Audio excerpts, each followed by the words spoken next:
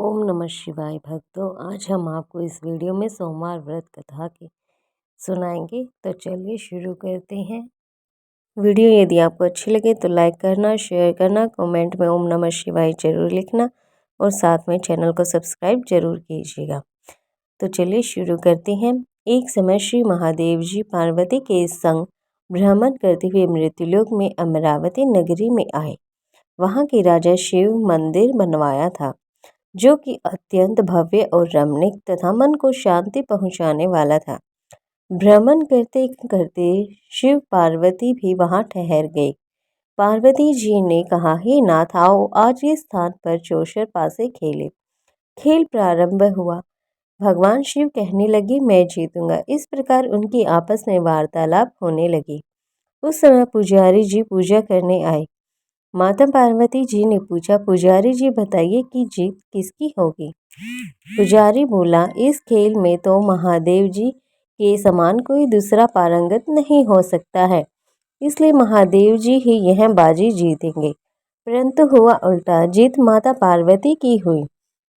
अतः माता पार्वती जी ने पुजारी को कोढ़ी होने का श्राप दे दिया कि तूने मिथ्या भाषण किया है। अब तो पुजारी जी कोढ़ से ग्रस्त हो गए। शिव पार्वती जी दोनों वापस चले गए। कुछ समय के पश्चात अप्सराएं वहां पूजा करने के लिए आई। अप्सराओं ने पुजारी से उसके कोढ़ी होने का कारण पूछा। पुजारी ने सब बातें बताई। अप्सराएं कहने लगी कि पुजारी जी, आप 16 सोमवार का व्रत करें तो भगवान शिव जी प्रसन्न होकर आपका संकट दूर अवश्य करेंगे। पुजारी जी ने अप्सराओं से व्रत की विधि पूछी। अप्सराओं ने व्रत करने और व्रत के उद्यापन करने की संपूर्ण विधि बता दी। पुजारी ने विधि पूर्वक श्रद्धाभाव से व्रत प्रारंभ किया और अंत में व्रत का उद्यापन भी किया। व्रत के प्रभाव से पुजारी जी रोगमुक्त हो गए। कुछ दिनों के पश्चात शंकर और पार्वती जी पुनः उस मंदिर में आए तो पुजारी जी को रोगमुक्त देखकर पार्वती जी ने पूछा कि मेरे दिए हुए श्राप से मुक्ति पाने का तुमने कौन सा उपाय किया। पुजारी जी ने कहा, हे माता, अप्सराओं द्वारा बताए गए 16 सोमवार के व्रत करने से ही मेरा यह कष्ट दूर हुआ है। तब पार्वती जी ने भी 16 सोमवार का व्रत किया, जिससे उनसे रूठे हुए कार्तिकेय जी भी अपनी माता से प्रसन्न होकर आज्ञाकारी हुए। कार्तिकेय जी ने पूछा, हे माता, क्या कारण है कि मेरा मन सदा आपके चरणों में लगा रहता है। पार्वती जी ने कार्तिकेय जी को 16 सोमवार के व्रत का महात्म्य तथा विधि बताई। तब कार्तिकेय जी ने भी इस व्रत को किया तो उनका बिछड़ा हुआ मित्र मिल गया। अब मित्र ने भी इस व्रत को अपने विवाह होने की इच्छा से किया। फलतः वह विदेश गया। वहां के राजा की कन्या का स्वयंवर था। राजा ने प्रण किया था कि हथिनी जिस व्यक्ति के गले में वरमाला डालेगी, उसी के साथ राजकुमारी का विवाह करूंगा। यह ब्राह्मण मित्र भी स्वयंवर देखने की इच्छा से वहां गए और जाकर बैठ गए।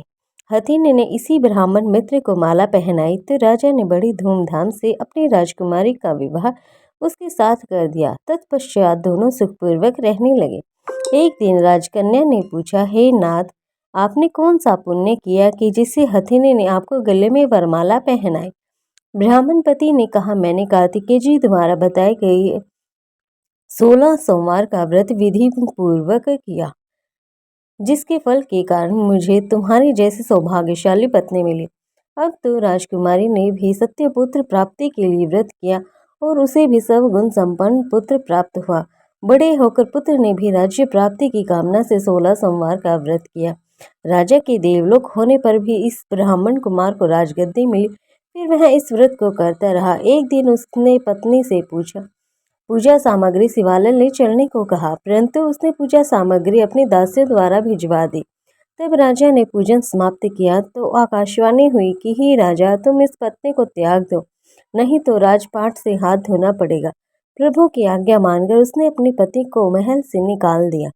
तब वह अपने भाग्य को कोसती हुई एक बुढ़िया के पास गई और अपना दुखड़ा सुनाया। और बुढ़िया ने बताया, मैं पूजन सामग्री राजा के कहे अनुसार शिवालय में नहीं ले गई तो राजा ने मुझे निकाल दिया। बुढ़िया ने कहा, तुझे मेरा काम करना पड़ेगा। उसने स्वीकार कर लिया। तब बुढ़िया ने सूत की गठरी उसके सर पर रखी और बाजार भेज दिया। रास्ते में आंधी आई तो सिर पर गठरी रखी हुई उड़ गई। बुढ़िया ने उसे डांटकर भगा दिया। अब रानी बुढ़िया के यहाँ से चलते एक आश्रम में पहुंची। गोसाई जी उसे देखते ही समझ गए कि उस घराने की अबला विपत्ति की मारी है।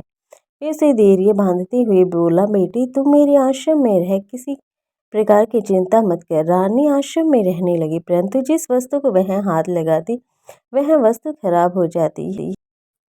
यह देखकर गुसाई जी ने पूछा, बेटी किस देव के अपराध से ऐसा होता है।